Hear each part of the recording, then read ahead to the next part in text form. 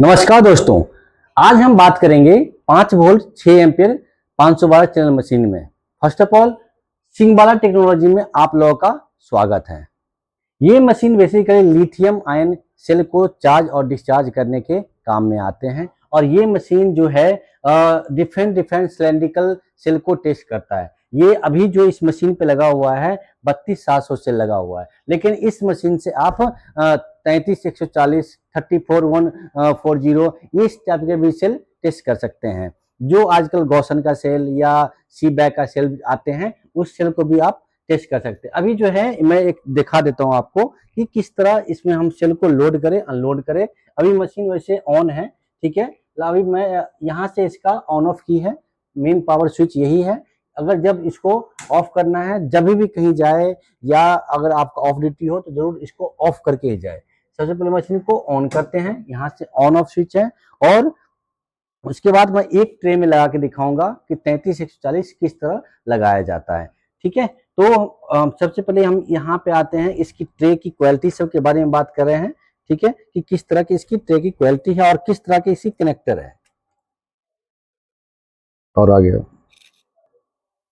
अब मैं इस ट्रे की क्वालिटी के बारे में बता रहा हूँ सर।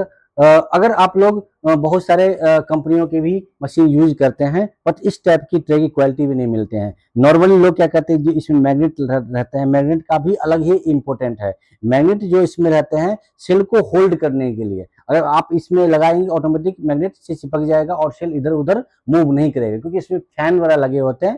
फैन से वाइब्रेशन क्रिएट होता है जिससे सेल हमेशा कभी कभी हिल जाता है और करंट एरर की प्रॉब्लम शो करता है। तो ये सेल की मैग्नेट बहुत ही इंपॉर्टेंट होता है हर एक जो ये ट्रे है लगाना। तो हम इसको सबसे पहले लगा के देखते हैं किस सेल के लिए। ये 33140 की जो सेल बड़ा सब है, ये जो देखिए सर, ये इस टाइप के सेल तो भी हम चार्ज डिस्चार्ज इस मशीन में हम कर सकते हैं। अब हम इसके कनेक्टर के बारे में बात करें, ये देखिए ये कनेक्टर क्वालिटी डिफरेंट है, ठीक है। नॉर्मली जो आप देखे होंगे यहाँ पे अलग से एक कनेक्टर टाइप का निकला होगा, जो आज का अगर आप रिफर्बिश सेल यूज कर रहे हैं तो रिफर्बिश सेल के काम में नहीं आते वो, क्योंकि उसमें मोम भर जाते हैं और बार बार आपको क्लीनिंग करने की जरूरत पड़ती है। बट इसमें इस टाइप के कस्टमाइज कनेक्टर हमने बनवाए हैं जिसमें इस टाइप की कोई प्रॉब्लम आपको नहीं होगी। तो सबसे पहले हम एक सेल अभी लगा के दिखाते हैं 33140 कैसे लगते हैं। बट मुझे टेस्ट जो करना है अभी 32700 वाले सेल ही करने हैं। तो सबसे पहले क्या करते हैं, ट्रे हम लगाते हैं। ट्रे को लगाने का भी देखिए, ये जो ट्रे है इस साइड जो होते हैं जो बड़ी बड़ी, इसमें हम 32700 या 32140 इस टाइप के लगाएंगे और दूसरी साइड जो होता है इसमें 21700 26150 2850 इस टाइप के सेल हम लगा सकते हैं, ठीक है। तो इसमें आप 2850 और 21750 आप लगा सकते हैं। तो सबसे पहले हम थोड़ा सेल, ये एडजस्टेबल होते हैं, लेकिन ये वाला जो पोर्शन निगेटिव वाला पोर्शन जो होगा आप ट्रे का, ये आपको फिक्स रहेगा, लेकिन हमेशा पॉजिटिव वाला जो साइड रहेगा हमेशा एडजस्टेबल होता है। तो आप देखिए, आप इधर नहीं लगाना, इधर इस साइड से लगाना है। तो लगा के इसको कनेक्टर से फिक्स करना है, ठीक है। ये देखिए ताकि इक्वल लाइन में आपको आ जाए। इक्वल लाइन में अगर नहीं आएगा, ऐसे कभी कभी ऐसे लोग लगा देते हैं तो आपका ये सेल बैठेगा नहीं। तो ऐसे नहीं, ऐसे लगाना है इक्वल लाइन में। और एक सेल को मैं लगा के दिखाता हूँ आपको, देखिए। उसके बाद प्रॉपर ये बैठ नहीं रहा तो सेल को थोड़ा सा ट्रे को आगे कर लीजिए, ठीक है। सेल को तो थोड़ा सा आगे कर लेंगे तो ये प्रॉपर बैठ गया। तो इस तरह से हम क्या करते हैं, सेल लगाते हैं 33140। मैंने एक यहाँ भी लगा लिया ताकि आप लोगों को एक टेस्ट करके दिखा सकूं। देखिए ये प्रॉपर ये लग गया आपको 33140 इस तरह से, कि जब भी आप 32700 लगाएंगे या 2850 लगाएंगे तो एक ट्रे हटा के रख लेना है। बट जब भी आप 33140 से लगाएंगे तो ये आपको फिर से एडजस्ट करना पड़ेगा। ये मैंने बता दिया, ये आपका एडजस्टेबल है, आप इसको एडजस्ट कर सकते हैं, ठीक है। तो अभी तो बट हमें अभी जो टेस्ट करना है इस टाइप के सेल, तो मैं अभी क्या करूंगा, इसको ऐसे ही लगा के छोड़ देता हूँ ताकि मुझे टेस्ट करने में प्रॉब्लम नहीं हो। मैं इसका प्रोग्रामिंग बना के दिखाऊंगा। ऑलरेडी मैंने इसके ऊपर काफी सारे वीडियो बना रखे हैं जिसका लिंक मैं डिस्क्रिप्शन में दे दूंगा, वहां से जाके आप और वीडियो इसका देख सकते हैं।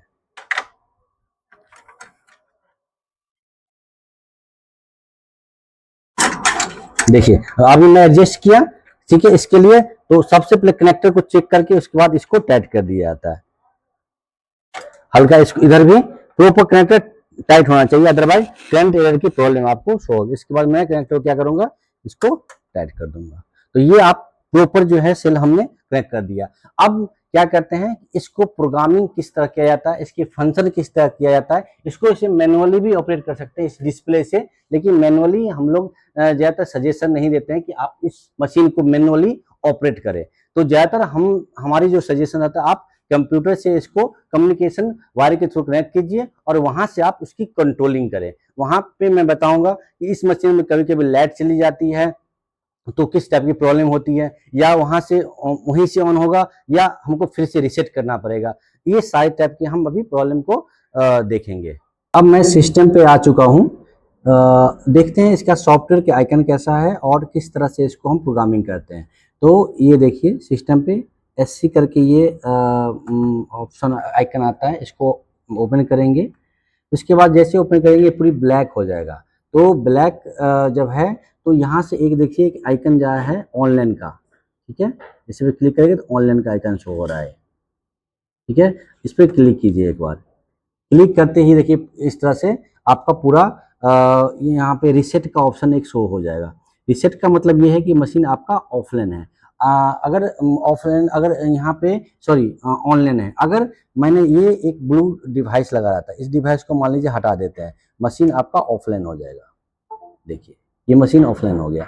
अब मैंने फिर से इसको लगा दिया, तब यहाँ पे ऑफलाइन ऑनलाइन शो होगा थोड़ा देर के बाद वेट करने के।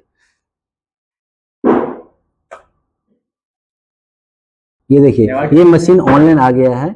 अब इसमें क्या करते हैं, इसकी प्रोग्रामिंग किस तरह करते हैं, जो मैंने सेल 6H का लगा रखा है उसके अकॉर्डिंग हम क्या करते हैं अब प्रोग्रामिंग करेंगे। तो प्रोग्रामिंग करने के लिए ये जो 0 दिख रहा है ये सेल है, ये इसका एक साइड है। एक साइड में 256 से लगते हैं और इसके बैक साइड में 256 से लगते हैं। यहाँ पे एक ऑप्शन दे रखा है ए एंड बी। ए का मतलब ए साइड होता है जिधर एमसीबी है, और बी साइड दूसरे साइड होते हैं। मेरे से क्लिक किया मैंने ना ऐसे, देखिए ये बी सेट आ गया, ये बी। तो अब ये ए और बी सेट है, हमने सेल लगा रखे हैं, ठीक है। अब जैसे ये पूरा सेल, किसी एक सेल पे क्या करते हैं हम कर्सर को ले जाके राइट क्लिक करेंगे, ठीक है। राइट क्लिक करते कि स्टार्ट ऑप्शन का ऑप्शन दिखा दिया। अगर यहाँ से नहीं करना है तो हम यहाँ पे भी जाके कंट्रोल एंड टेस्ट पे जाके भी हम एक स्टार्ट का ऑप्शन आता है, यहाँ से भी आप हम कर सकते हैं किस तरह प्रोग्राम बनाया जाता है। अब मुझे एक न्यू प्रोग्राम बनाना है, वो हम आपको बताते हैं न्यू प्रोग्राम किस तरह बनाया जाता है। न्यू प्रोग्राम बनाने के लिए सबसे पहले सेल, जो भी सेल आप यूज कर रहे हैं उस सेल की डाटा शीट की जरूरत पड़ती है। हमारे पास अभी सेल की डाटा शीट नहीं है, तो वर्बली हम एक कैलकुलेशन फिगर के अकॉर्डिंग मैं क्या करता हूँ इसमें प्रोग्राम बनाता हूँ। तो अभी मुझे सारा प्रोसेस बताना है, तो इसलिए मैंने इसमें 2-2 मिनट का एक टाइम डाल दिया, इंटरवल टाइम, जिससे उतनी देर तक आपका मशीन चलेगा, उसके बाद नेक्स्ट स्टेप पे आ जाएगा। बट आपको जो प्रोग्राम बनाना है टाइम डाल के नहीं करना है, क्योंकि आप जो बैटरी सेल टेस्ट करेंगे फुल चार्ज फुल डिस्चार्ज करेंगे। मुझे आपको सिखाना है, इसीलिए मैंने यहाँ पे एक टाइम डाल दिया। उसके बाद मशीन 6 एम्पेयर का है और सेल भी 6 एम्पेयर का है। तो ये चेक करना है मुझे बेसिकली कि आपके डाटा शीट में सेल की स्टैंडर्ड चार्जिंग कितना है, 0.5C है या 1C है। तो नॉर्मली 0.5C रहता है, तो 0.5C के अकॉर्डिंग 3000 एम्पियर में 3 एम्पियर के होता है चार्ज। इसके बाद इंटर प्रेस करना कभी नहीं भूलिएगा, तो इंटर प्रेस कर दिए, ठीक है।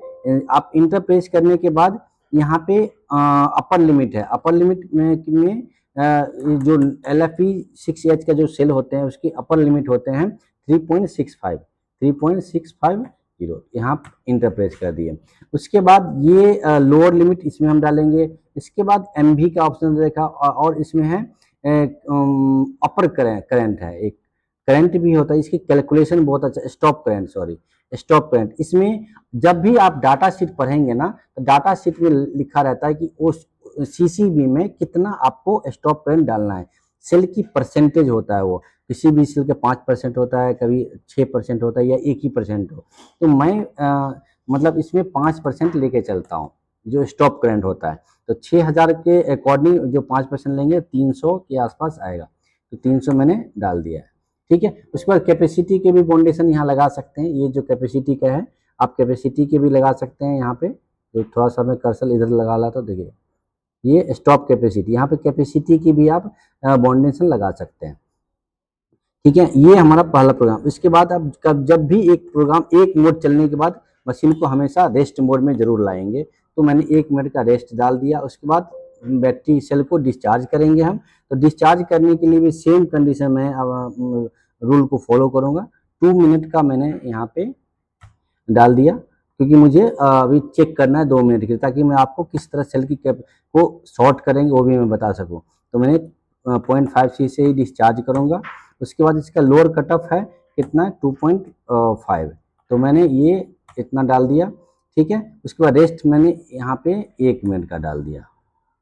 उसके बाद है सीसी से चार्ज करना है, तो यहाँ पे 2 मिनट फिर डाल दिया, और 3000 से जो स्टैंडर्ड चार्जिंग हमारा है यहाँ पे डाल दिया। उसके बाद यहाँ पे ये कहता है, यहाँ पे बहुत अच्छा एक क्वेश्चन है कि कितने,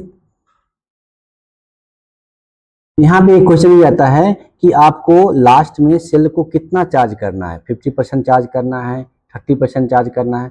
तो कभी भी आप वोल्टेज से अनुमान नहीं लगा सकते हैं कि कितनी % सेल को चार्ज करना है। तो उसके लिए आपको एक ऑप्शन यहाँ पे दे रखा है, जो ऑलरेडी मैं बता दिया, स्टॉप कैपेसिटी का। स्टॉप कैपेसिटी का ही कैपेसिटी से भी आप फाइंड आउट करके आपको सेल को कितना % चार्ज करना है। तो मुझे यहाँ पे वोल्टेज उतना ही रखूंगा। ठीक है, मान लीजिए वोल्टेज 3.65 है, तो मैं 3.65 ही रखूंगा। ठीक है, प्लस एंटर कर दिया, और यहाँ पे ठीक, और यहाँ पे 30% 60% जो भी आपको करना है बाउंडेशन आप यहाँ पे लगा सकते। अभी मैंने कोई बाउंडेशन नहीं लगाया। ठीक है, आप अपने अकॉर्डिंग लगा सकते हैं। उसके बाद ये रेटेड कैपेसिटी यहाँ पे सेल की कैपेसिटी 6000 mAh है, 6000 डाल दीजिए। ऑटोमेटिक वार्निंग कैपेसिटी आ जाएगा। कैपेसिटी शॉर्टिंग स्टेप ये सब को आप नहीं छेड़ेंगे। ठीक है, उसके बाद हम सेंड का यहाँ ऑप्शन आता है, सेंड पे जैसे क्लिक करेंगे आपका मशीन रन हो जाएगा। जैसे ओके, एक मशीन यहाँ पे एक कंप्यूटर के साथ 20 मशीन आप ऐड कर सकते हैं। ओके कर दिया मैंने, और मशीन देखिए चालू हो गया। देखिए यहाँ पे ऑप्शन दे दिया, और जो आपका मशीन है उसमें भी प्रोग्राम चालू हो गया। मैं दिखाता हूँ आपको, ये देखिए ये मशीन यहाँ पे चालू हो गया है। ठीक है,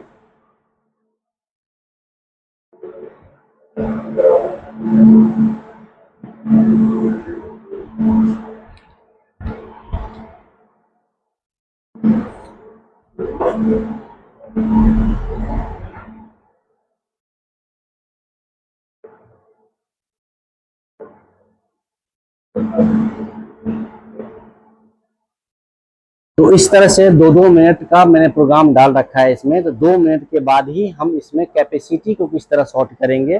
बट कैपेसिटी का ऑलरेडी मैंने इस पर वीडियो बना रखा है कि सॉर्टिंग किस तरह किया जाता है।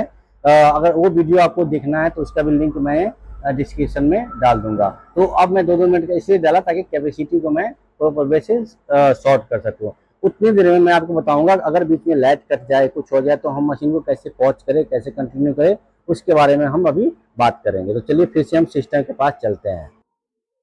अब मैं बता रहा हूँ कि अगर आपका बीच बीच में कभी लाइट चला जाए, कुछ हो जाए, तो कहाँ से मशीन को कंटिन्यू कर सकते हैं, पॉज कर सकते हैं। यहाँ पे एक कंट्रोल का ऑप्शन दे रखा है। ठीक है, कंट्रोल के ऑप्शन पे राइट क्लिक करेंगे तो यहाँ bit on off. Bit on off का मतलब है कि बीच में अगर कभी आपका कोई सेल गलती से लग गया, गलत लग गया या निगेटिव पॉजिटिव लग गया, तो वहां से सेल को वहां से रिमूव करके फिर से लगाने के बाद बिट ऑन ऑफ जरूर कर देना, ताकि प्रोग्राम आपका वहीं से स्टार्ट हो जाए। अदरवाइज नहीं तो फिर से कंटिन्यू करना पड़ेगा।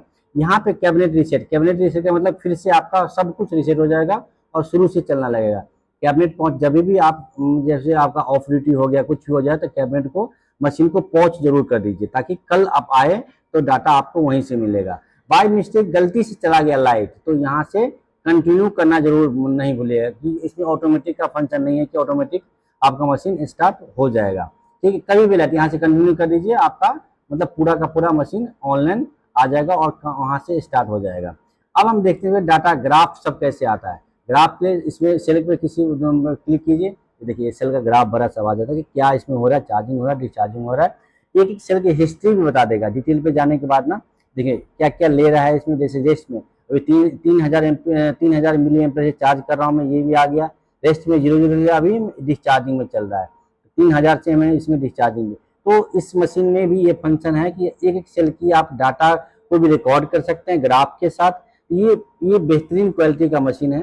तो आप, और मैं आपको बताऊंगा सेल को की जो कैपेसिटी होती है उसको किस तरह सॉर्ट किया जाता है। उसके लिए कैपेसिटी वाला जो स्टेप है मोड, ये आपको कंप्लीट होगा तभी वो शो होगा, क्योंकि इसमें डाटा प्रॉपर नहीं आता है। डाटा के लिए कंट्रोल और टेस्ट में जाएंगे, ठीक है। वहाँ पे एक सेपरेट का एक ऑप्शन है, ऐसे सेपरेट का ऑप्शन में इसे कैपेसिटी सॉर्टिंग हो जाएगा। देखिए अभी कुछ नहीं आपको डाटा अभी यहाँ पे आया है, क्योंकि वहाँ पे मोड चालू नहीं हुआ है। जैसे ही डिस्चार्जिंग का मोड चालू हो जाएगा तो यहाँ पे आपका टोटल डाटा शो होने लगेगा। तो मैं थोड़ा देर इंतजार कर लेता हूँ इसका। दोस्तों अब देखिए डिस्चार्जिंग मोड कंप्लीट हो गया, फिर से रेस्ट मोड में आ गया। अब मैं इसको डाटा दिखाता हूँ किस तरह। यहाँ पे सेपरेट में जाइए, ठीक है। सेपरेट में जैसे जाएंगे, थोड़ा इंतजार कीजिए, यहाँ पे ब्लैंक आ गया। अब हमें क्या करना है, कहाँ से डाटा फाइंड आउट करना है वो चेक करवाता हूँ मैं।